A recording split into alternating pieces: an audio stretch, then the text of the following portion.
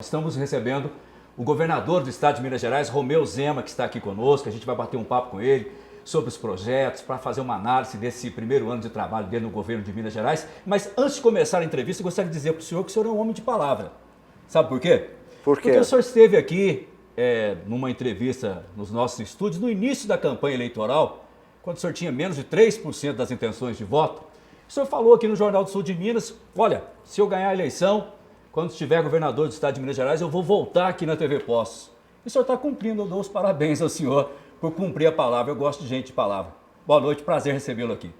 Boa noite, Zé. Boa noite a quem está nos escutando. É um prazer estar de volta aqui. Foi isso mesmo. Estive aqui. O senhor se lembra? Não vou me lembrar em que mês especificamente. Foi no início da campanha, né? Início de 2018. Exatamente. Fui muito bem recebido e estou aqui de volta hoje. Um prazer. Vamos começar falando de um assunto que interessa muito aos servidores públicos estaduais, questão do pagamento do 13º. Eu estou sabendo que nem todos vão receber o benefício agora em dezembro, né? Exato. Nós estamos pagando, Zé, para 61% dos servidores públicos. Os servidores das áreas de segurança e também aqueles que ganham até R$ 2.000. Esses estarão recebendo a sua remuneração até agora, o dia 23. Infelizmente, nós não conseguimos concluir a operação financeira que iria propiciar o pagamento a todos. Mas essa operação continua e a nossa previsão é que no primeiro trimestre ela venha a ser concluída e que todos recebam. E nós temos de lembrar que esse ano, em específico, o de 2019, nós já pagamos, com esse pagamento agora, 14 folhas de pagamento. Pagamos o 13º, que o último governo não honrou, que nós terminamos de pagar agora em outubro, todos os salários do ano, e estamos pagando 61% do funcionalismo público. Infelizmente, a situação financeira do Estado não permitiu. Vai lembrar que esse recurso não existe. Se existisse, por que não pagar? Por que deixar para depois? Vale lembrar que o próprio funcionalismo sabe que nós, esse ano, limpamos o nome de todos eles que voltaram agora a ter condição de fazer empréstimo consignado, porque o último governo descontou deles e não pagou os bancos. Esse ano nós acabamos de efetuar esse pagamento ao Banco do Brasil no valor de R$500 milhões em outubro. Então, hoje o funcionário público está numa situação melhor do que do ano atrás, mas vai ficar melhor ainda. O meu sonho é colocar em dia a folha e que o funcionário passe a receber o 13º sempre na data certa. Uma coisa que o senhor falava durante a campanha é que o senhor seria o último a receber. O senhor está conseguindo cumprir isso? Só depois que eu pagar o funcionalismo que eu vou receber? Ou a lei não permite isso? A lei não permite, mas até hoje, fazendo quase que um ano no cargo de governador do estado, eu não recebi um centavo, porque tudo que eu recebo tem sido doado para instituições beneficentes, principalmente a paz em todas as regiões do estado. Inclusive, estarei publicando em breve a relação dessas entidades que receberam esses recursos para dar total transparência. A gente sempre ouviu falar que a situação do estado de Minas realmente era muito grave. É tão grave como a gente ouvia falar ou é até mais ainda? Que situação que o senhor encontrou quando chegou lá em 1º de janeiro de 2019? Não, é mais grave do que nós imaginávamos. Nós já sabíamos, né, que Minas estava na UTI, mas não imaginávamos que tanta coisa ruim... respirando por aparelhos, não imaginava isso. Ainda estava escondida. Então nós recebemos um estado falido, com 34 bilhões em restos a pagar, compromissos que o último governo adquiriu e não pagou. E pior do que o restos a pagar é o déficit, que é aquilo que todo ano o Estado continua gastando mais do que arrecada, 15 bilhões. Se Minas não fizer as reformas estruturais que nós estaremos encaminhando para a Assembleia Legislativa agora no primeiro trimestre, Minas vai caminhar para uma direção a se transformar ou ter uma situação semelhante ao que foi o Rio de Janeiro, onde o funcionalismo público chegou a ficar 4 meses sem receber, onde ele tinha de levar, inclusive, papel higiênico para o local de trabalho, que nem isso ele tinha acesso lá. mas eu espero, estou otimista que nós venhamos a fazer as reformas necessárias. Vamos precisar aqui em Minas de fazer a reforma da Previdência, que o governo federal já fez, vamos precisar fazer a reforma administrativa e também privatizações. Aí sim nós vamos resolver definitivamente os problemas do Estado. Mas isso tudo depende da Assembleia analisar, contribuir e votar. Vamos fazer então agora, falar um pouquinho sobre esse programa Minas Livre para Crescer. Como é que é esse programa? De incentivo, né, ao empresariado? A minha preocupação, Zé, desde o início do meu governo, e eu já falava isso durante a minha campanha, é que o Estado de Minas não pode ser um Estado que maltrata quem investe, quem trabalha, quem gera emprego. E era isso que o Estado de Minas fazia. E desde o início, em janeiro do nosso governo, a minha orientação para todos os meus secretários é que nós simplifiquemos a vida de quem trabalha. E esse programa está exatamente dentro desse contexto. Nós queremos que a Secretaria da Fazenda simplifique a forma de apurar impostos, do contribuinte fornecer informações. Queremos que a Secretaria do Meio Ambiente analise rapidamente os processos que chegam até ela, porque uma das coisas que eu escutei, inclusive de produtor rural, é que ele pede uma outorga de água e ficava 7 anos esperando. Tem jeito, né? Quem vai ficar esperando 7 anos para poder fazer uma irrigação? E esse projeto vem exatamente dentro desse contexto.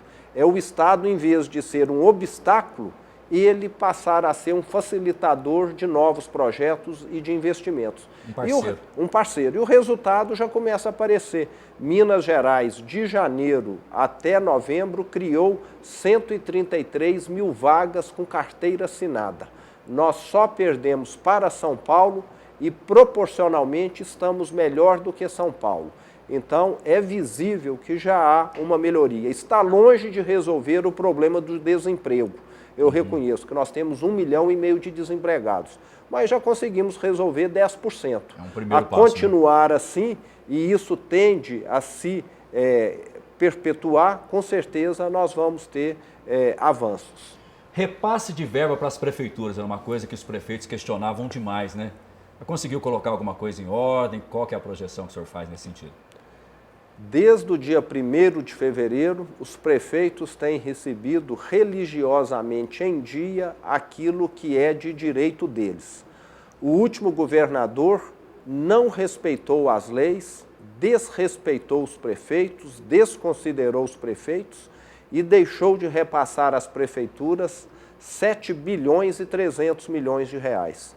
Esse valor que o último governo não repassou, nós já assinamos um acordo com a Associação Mineira dos Municípios e a partir do próximo ano nós vamos estar pagando esse valor em 30 parcelas.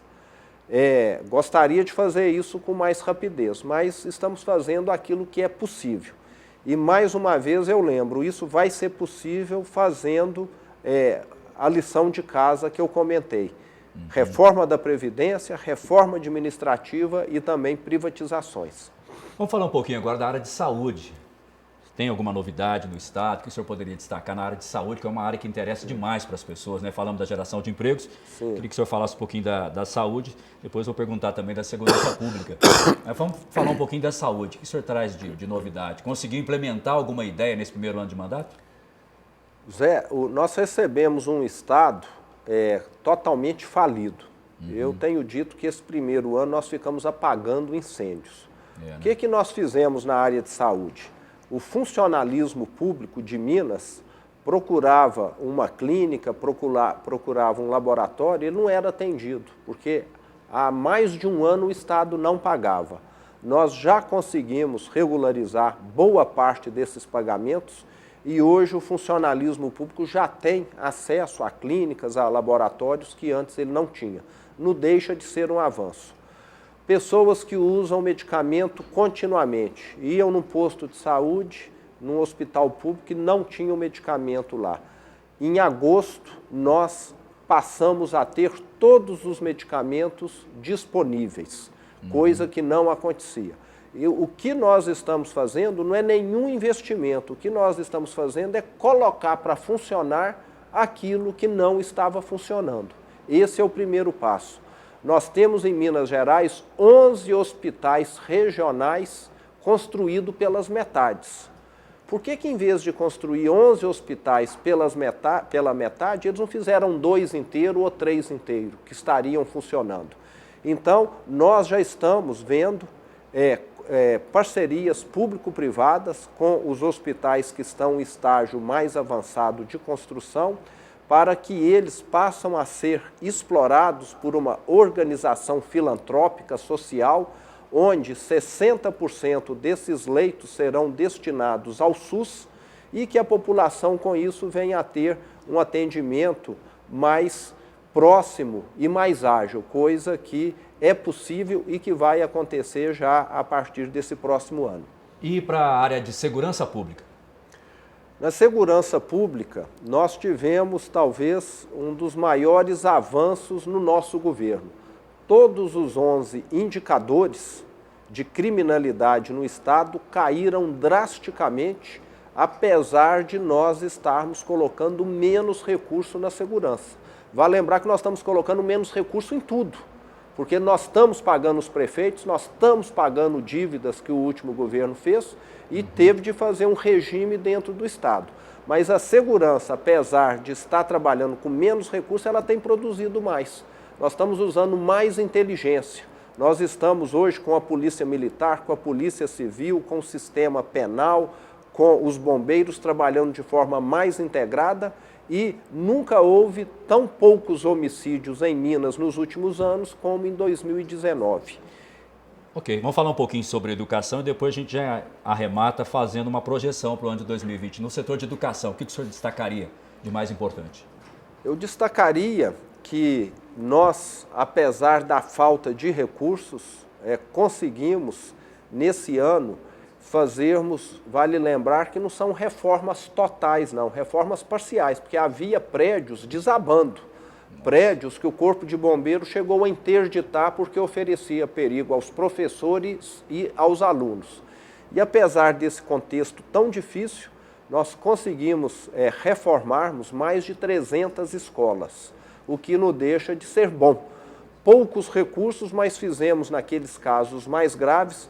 Esse projeto também continua.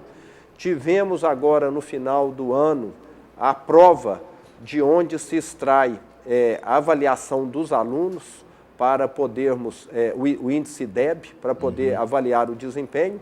Tivemos um comparecimento muito superior ao que acontecia no passado, o que já demonstra que há maior participação das diretoras, professoras, superintendentes e alunos no processo e com toda certeza, quando sair o IDEB, agora por volta de março, abril, nós vamos ter um raio-x real da educação no estado de Minas. E eu continuo otimista que, inclusive, vamos ter avanço, porque nós já fizemos melhorias no decorrer do ano. Havia muita falta de gestão no setor da educação e fizemos avanço. Ok. Nós estamos conversando aqui dentro do programa Postos Agora com o governador de Minas Gerais, Romeu Zema. E agora eu vou pedir para o governador, para a gente encerrar essa entrevista aqui, fazer uma projeção para 2020. O que nós, mineiros, podemos esperar do seu trabalho, da sua equipe, né? Porque ninguém faz nada sozinho, claro, para o ano agora que vai começar 2020. Dá para ter otimismo mesmo nesse cenário que o senhor relatou para a gente aí, governador? Dá sim. Eu te diria que parte já aconteceu, como eu disse. O mineiro em 2020 vai ter um estado muito mais seguro do que o que ele já tinha no passado. Todos os índices de criminalidade têm caído, isso já é real. E, inclusive, conversando com os prefeitos, como eu fiz mais cedo, todos percebem isso. Há menos crime, havendo menos crime, é menos sobrecarga para o sistema de saúde. A questão de investimentos. Essa talvez vai ser o grande fato aqui em Minas. Nós assinamos esse ano 58 bilhões em protocolos de intenção de investimento no Estado. O último governo, em 4 anos, assinou 28. Em um ano, nós fizemos o dobro de 4 anos. Isso São vai novas empresas que estão chegando aí. Novas empresas, mais emprego, mais movimentação econômica, mais oportunidades para quem trabalha. Eu te diria que Minas e o Brasil estão no caminho certo. Já dá para ver que o mercado está mais aquecido do que antes e isso vai significar mais oportunidades para todos. Eu acredito que a Assembleia vai votar e vai ser sábia em adotar as medidas necessárias para que nós venhamos a corrigir definitivamente os problemas de Minas. Quero também que o funcionalismo público fique satisfeito. Mas isso só vai acontecer com essas reformas estruturais. Nós não podemos mais ficar fazendo puxadinhos, ficar fazendo improvisos como os últimos governos fizeram. Precisamos sim resolver definitivamente o problema de Minas. E eu tenho certeza que nós mineiros vamos contar com o apoio dos deputados. Ok, o governador Romeu Zema esteve hoje à tarde num encontro com empresários, com lideranças aqui da nossa região, se encontrou com o prefeito Sérgio Azevedo. A nossa equipe de jornalistas preparou uma reportagem, você vai acompanhar daqui a pouquinho na edição de hoje do Telefatos, como foi a tarde do governador em Poços de Caldas. Agora ele participa de um evento no Palace Hotel, do Partido Novo, partido do qual ele pertence, para já projetar as eleições do ano que vem, né? Poços de Caldas deve ter candidato do Novo a prefeito, a vereadores e tudo mais, né? Deverão me comunicar em breve, lembrando que o estatuto do partido me deixa totalmente afastado das atividades partidárias. E é bom isso, porque eu já tenho muito trabalho para administrar Minas. Se tiver que cuidar de partido, você está enrolado. Está enrolado. Eu vejo que é um avanço no Brasil ter um partido assim, onde quem governa não entra em assunto partidário. Tá certo. Agradeço a sua presença aqui, governador. Eu muito é que obrigado. agradeço aí. Tá? Tudo de bom. Foi um prazer.